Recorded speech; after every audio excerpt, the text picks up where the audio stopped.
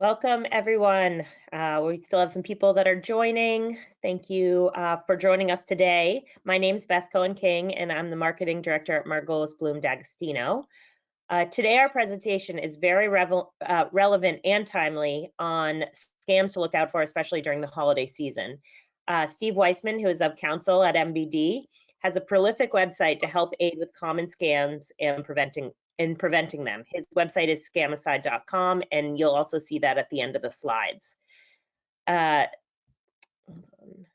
Steve is a nationally recognized expert in scams, identity theft, and cybersecurity, as well as a lawyer, college professor, and a prolific author, including his website, scamicide.com. So in his informative speeches, articles, and books, Steve makes difficult subjects such as cybersecurity, scams, and identity theft not only understandable, but enjoyable with the humor he brings to these complex issues. So if you do have questions during the presentation, we're going to take those after. Please type them into the question box in your control panel on the right side of your computer. And if for some reason you need to jump off, don't worry, we are recording the presentation. And I think with that, Steve, I'm going to let you take it away. Terrific. Thank you. Well, when it comes to cybercrime and fraud and scam, move my slide here.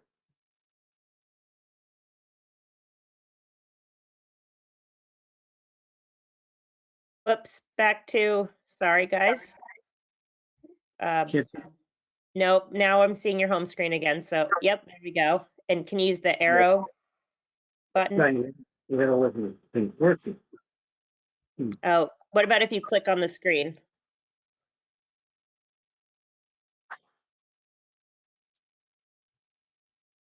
Sorry, guys. We're getting there. We just had it. There we go. Okay, yeah. It must be the scammers are out to get me. You know, when it comes to frauds and scams affecting seniors, I'm here to tell you things aren't as bad as you think. Unfortunately, they're far worse. According to the FBI, Americans reported losses to fraud and scams totaling $13 billion last year. And this number is actually undoubtedly lower than the actual figure because people, for a variety of reasons, including embarrassment, failed to report their becoming victims. The FTC estimated that the actual amount lost to scams was as much as $48.4 billion. And now, making things worse, with artificial intelligence, the scams are getting so much more difficult because now even less sophisticated criminals are able to use this. With the FTC estimating only 5% of fraud victims report losses, the real figure may be around close to $200 billion. So why are we vulnerable? This is something I've always wondered. So let's start with an important premise. Anyone can fall for a scam. And one reason is we're all susceptible to being scammed because scammers who have a knowledge of psychology Freud would have envied appeal to the amygdala. And that's a part of our brain often called the reptilian brain. It regulates a lot of functions, including instinctual behaviors related to survival. And so when we think there's an immediate danger, that reptilian brain jumps in there with an emotional response. And scammers are particularly adept at appealing to these emotions to manipulate their victims. They create a sense of urgency when they represent through a phony text message that appears to come from the victim's bank account, that their bank accounts being taken over by a criminal. So this is that sense of urgency that they create. And it's the one thing that we really need to learn to just slow down. So let's look at some of the common schemes. One of them we're dealing with is affinity fraud. And affinity fraud is a type of fraud used by scammers. It occurs when people put undeserved trust in someone offering an investment opportunity quite often because that person is someone like me, whatever that may be. And it works because people think they share some kind of familiar bond. It may be family, religion, or other group affiliations. You know, recently in Colorado, there were charges brought by the Colorado Division of Security against a pastor, Eli Regalado, and his wife, who created a cryptocurrency and then sold it to members of his church and other people in the Denver area through a cryptocurrency marketplace that he created. He said he was selling this on YouTube and telling people that God told him to do this.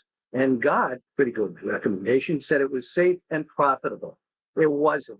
And investors lost more than $1 million to the pastor and his wife's extravagant ice cream. We also have pump and dump. And pump and dump is something that has been around for a long time, but it gets updated like a lot of scams. What happens is usually done with low price penny stocks.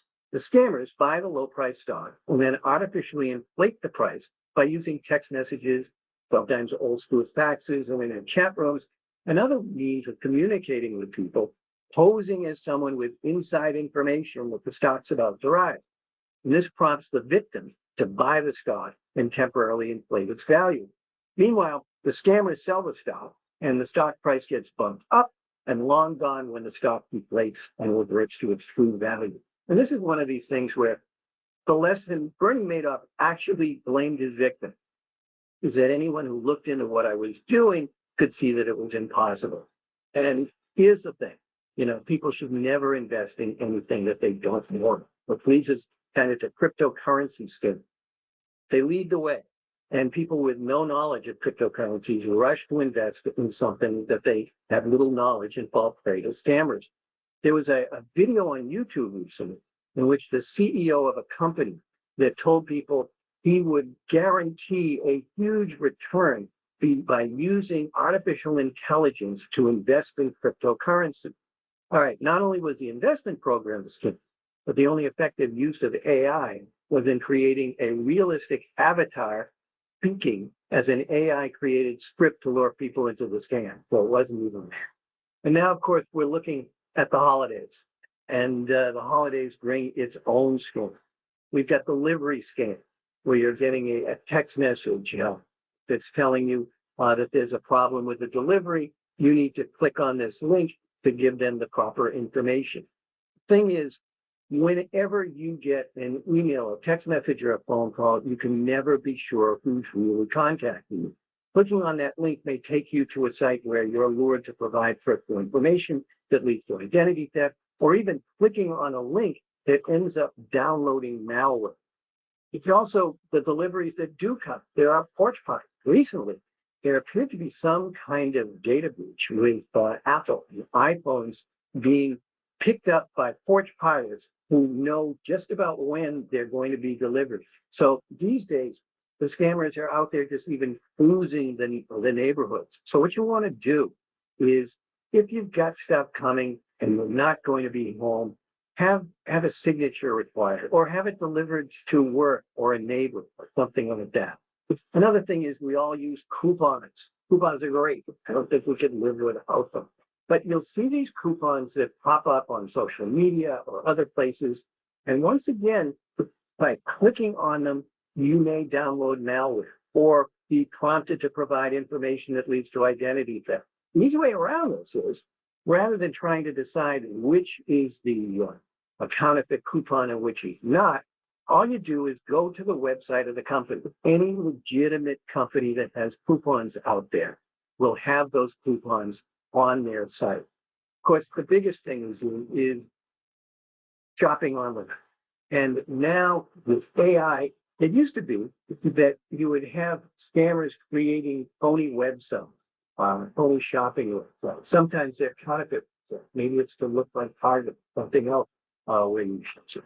But what happened in the past was, it required a level of sophistication that sometimes you could tell that the websites weren't good, or even that the URL looked close, but maybe it was different. Now, with artificial intelligence, anyone, and it can be someone in a country where English is not the primary language, it can be in North Korea, it can be in Russia, it can be in China.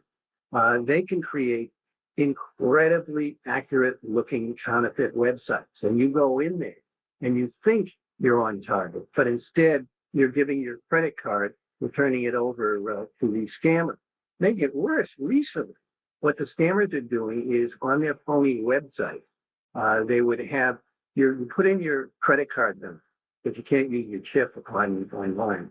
And instead of them stealing just that credit card number, they say that your credit card's been rejected, use a different number. and a different card. So people put in a second card, and this way they're able to steal and gain access to a couple of cards that you have. So the thing to do is to check on, Google has a Google Safe Browsing Transparency Report. And this is terrific. You go to the Google Safe Browsing Transparency Report, you put in the URL of the site that you're on, and it will tell you if that's legit or not. And it's a great tool. You can't trust Google itself when you go to do a Google search or any kind of search engine search, because merely because you put in for target and it comes up doesn't necessarily mean it's the legitimate one. The scammers sometimes will be able to manipulate the algorithm to make it look like it's going to be the real one and come up at the top of its search. We also see a lot of lottery scams. And these are scams, it's hard to win a lottery that you've entered. It's pretty damn impossible to win one that you haven't. And yet there are all these phony lottery scams out there, particularly the Jamaica lottery. People get phone calls or text message or email that they've won. And then they ask, oh, you need to pay some taxes. You need to pay some administrative fees before you're able to claim your prize. And there have been people that have lost incredible amounts of money. No legitimate lottery asks you to make any kind of a payment when it comes to claiming your lottery.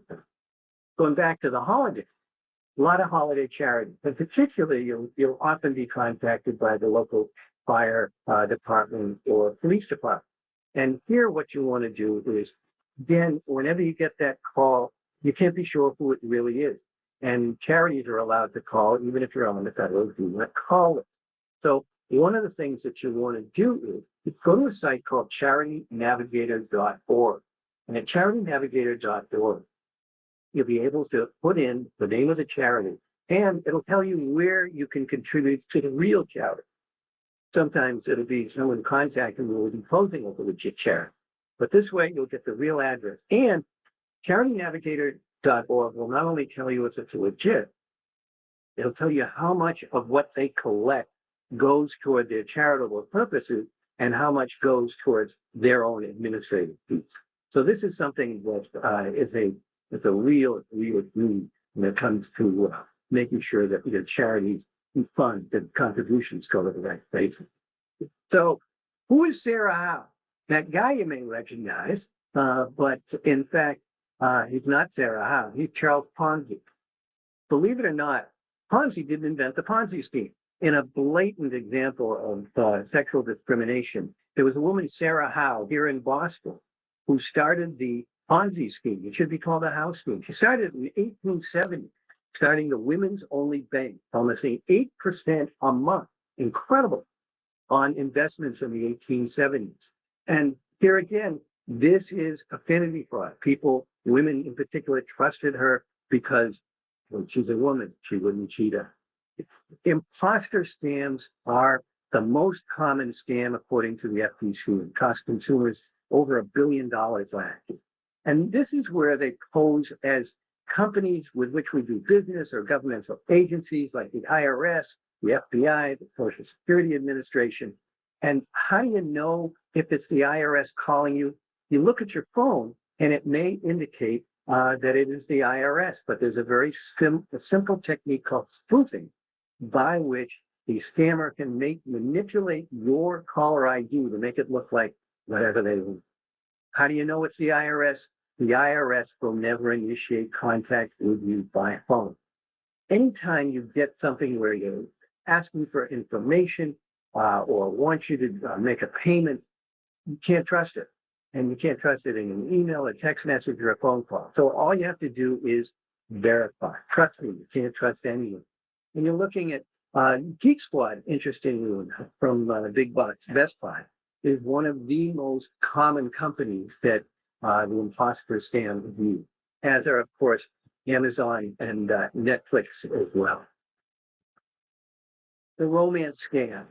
This has been going on for quite a while, and since 2019, about half of the instances actually turn up on social media, particularly Facebook and Instagram. And In fact, not only do they try and lure you into making a payment, but they have something called pig butchery. And this started in China. And with its, I think the Chinese words were shazupan. And here, shazupan means fattening up in pig butchery. What they do is they build up that relationship with you, build up that trust, and then they've got cryptocurrency investments for. So this is something, people after they've built up that trust and, become susceptible to the romance scams, they end up losing their money in the phony cryptocurrency investment. Or they make you even a accessory to a crime. They tell you that they're sending you some cell phone in a box that they need you to send somewhere else. And of course, what they're doing is buying the cell phones with a stolen credit card and then using you to help launder those funds. One of the worst things in developments here is with artificial intelligence now. There's a scam group called the Yahoo Boys in Nigeria, and they do a lot of romance scams. And in the past, people who did romance scams, perpetrated them, wouldn't show their faces because they often aren't looking at all like the people that they portray themselves to be. Now, using AI, they can have their image changed to what they want to be. They can have their voice and accent changed to what they want to be. And it's really something that people can become more and more susceptible. The grandparent scam we've all heard of, quite often it's called now the family emergency scam. You get that call in the middle of the night. It's the grandchild who has a problem and needs you to send money right away. One of the problems with this is artificial intelligence is making it worse because now, here again, they can be going on social media and getting information. So, for instance, I used to love The Big Bang Theory, and Sheldon used to call his grandmother Mima. So you could get the call if you're Mima, and Mima, it's me, Steve, I need your help.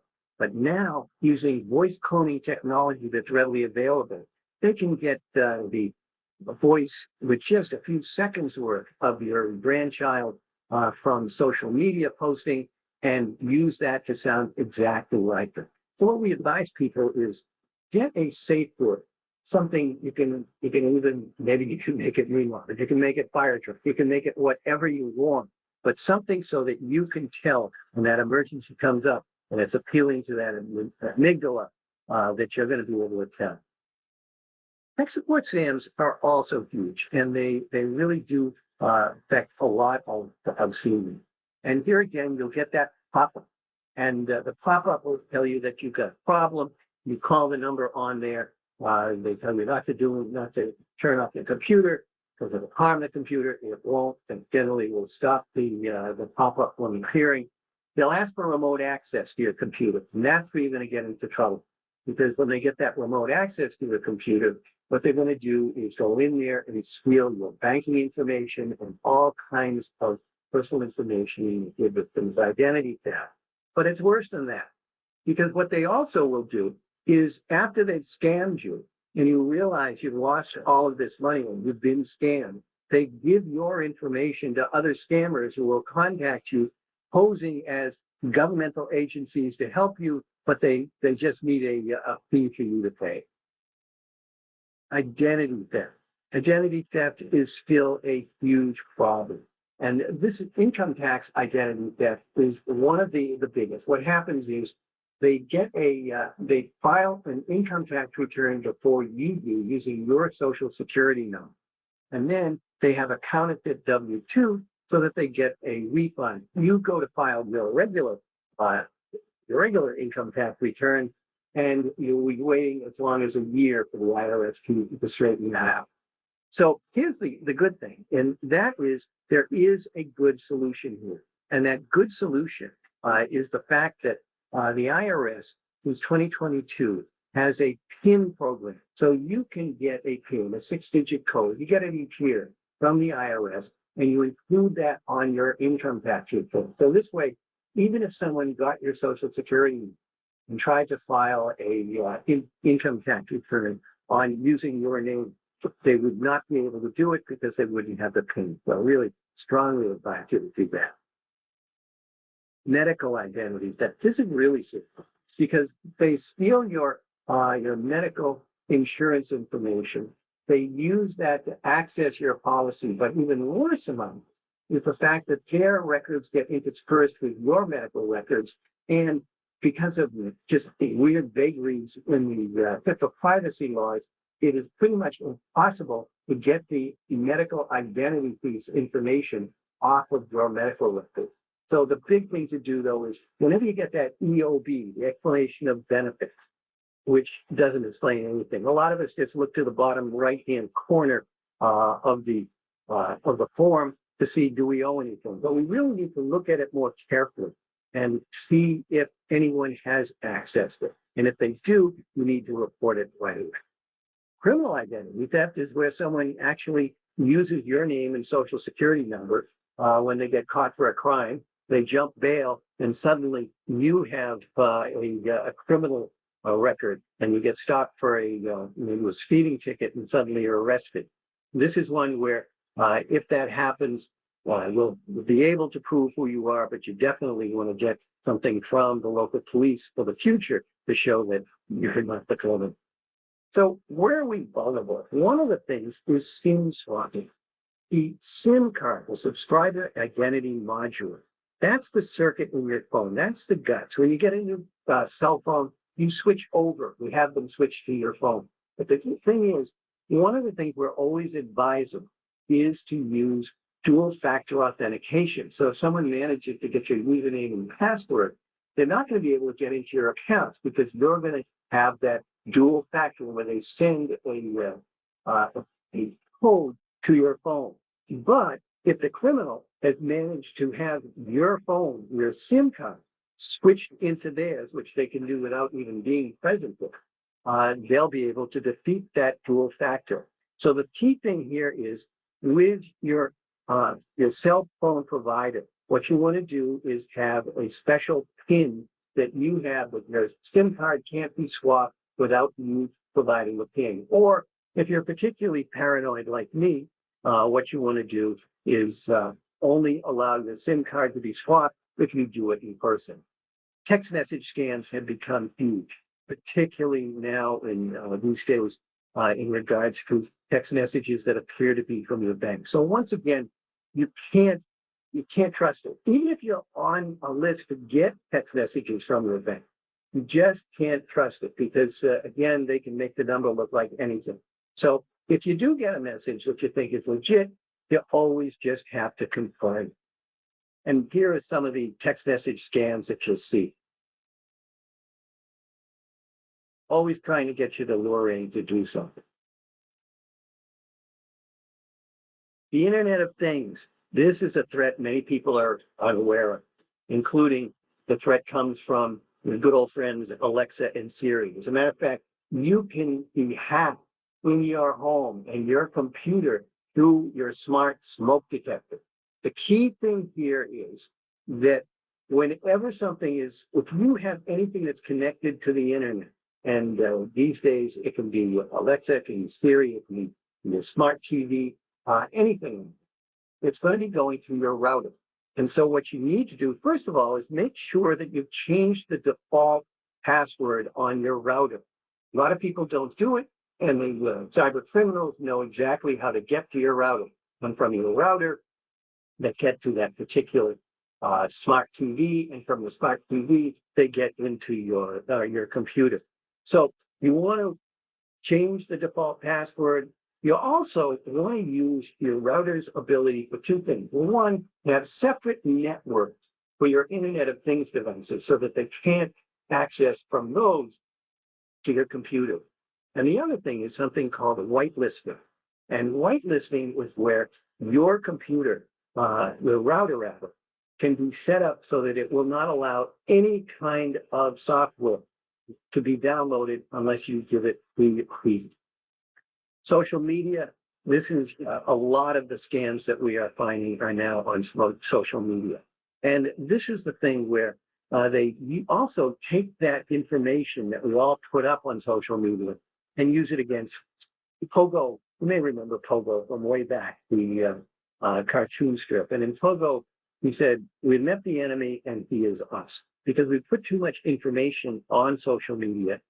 We trust social media, things from friends when we don't even know if it's them or not. But we also give that information out there that's used to craft spear phishing emails and text message to get us to trust them. So this is something you gotta really deal with. Phishing, phishing, phishing, squishing. It's all the same thing. And what with phishing, phishing is where you're getting those emails that lure you into clicking on those and downloading attachments or providing information. Phishing is the same thing, but it's done on your phone. Smishing is through your text. And quishing. Quishing is coming with QR code because there are some kinds of better software, that is security software that's able to pick up the phishing that comes in on your phone or on your computer. So what the scammers are doing is putting up QR codes in these spear phishing emails, and that the security software doesn't pick up. So you click on the QR code, and it lures you into providing information. Again, you always have to bear malvertising. This is the thing where advertising sometimes it can be so dangerous, even if you don't click on it, even if you just go to a site with it, that it can end up infecting your computer. And there are many. Fortunately, there's software where you can block all advertising on your computer or on your phone, and it really is somewhat helpful. Don't get your apps from anywhere other than the legitimate app stores. And the scammers will put up, make phony apps, particularly banking apps, to get at your accounts. Zelle and Venmo. Big thing here is they're legitimate, but people are getting scammed left and right with this. They'll lure you into providing information with them. And quite frankly, the big rule there is you just don't use Zelle or Venmo for anything other than just transferring funds between friends. You never use it for business. This is something, and trust me, you can't trust anyone. It may look like that mybanktoyou.com and maybanktoyou.com up at the top. They're not the same. And citibank.com, and you'll see a slight difference in the A. That's the Cyrillic alphabet. And this is called a homograph attack. And it's where the scammers are able to use that Cyrillic alphabet to make the URL look like it's the legitimate one. So it's just another indication you can't trust your emails, phones, or text messages.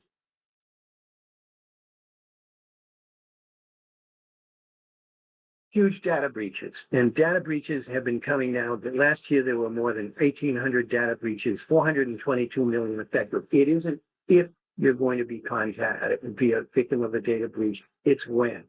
Recently there were more data breaches at MoneyGram, Fidelity, and Comcast. Marriott just settled up with the government. So here's the thing. What you want to do is you want to freeze your credit, which is something you should do anyway. And you can also monitor that. You also want to use different unique passwords for each of your accounts. And you can use a password manager. You can also come up with a unique password on your own.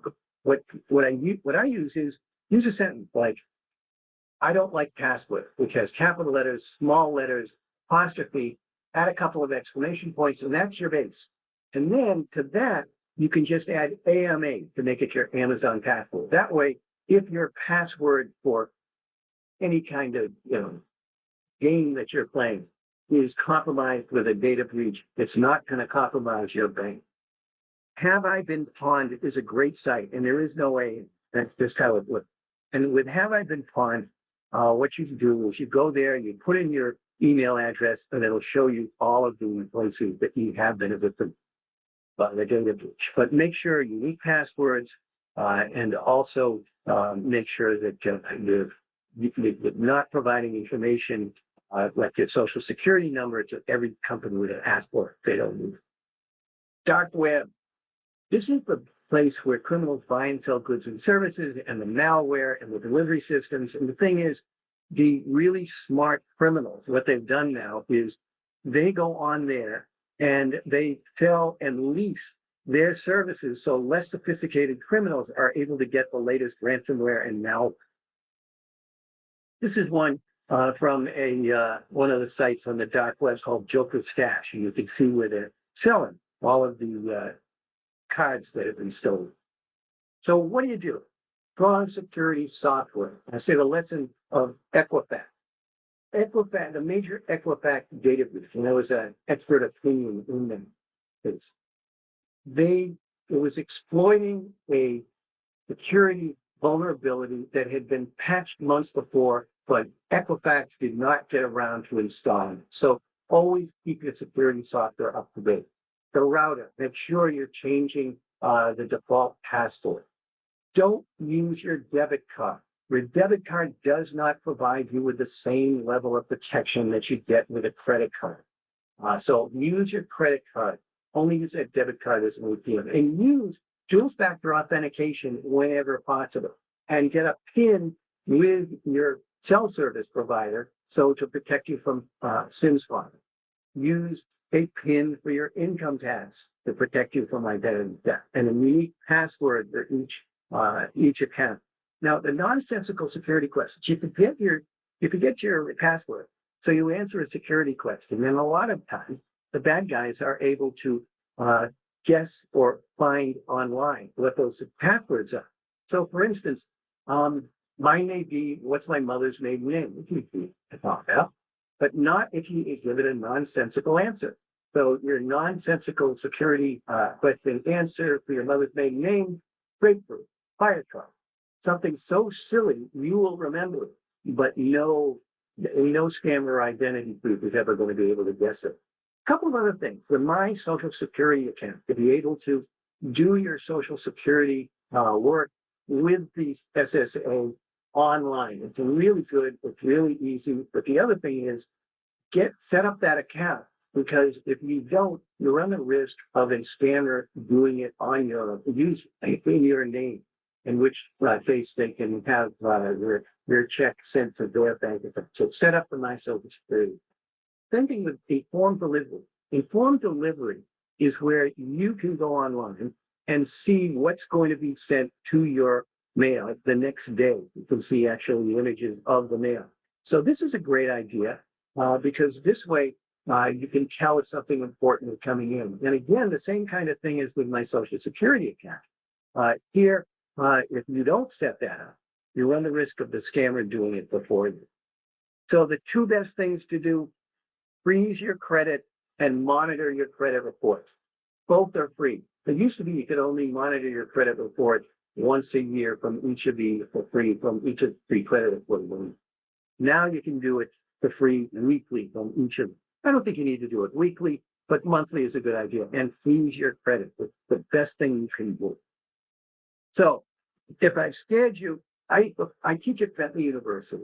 Before I taught at Bentley, I taught in the state prison system, and I taught at Walpole, Old Colony, Norfolk.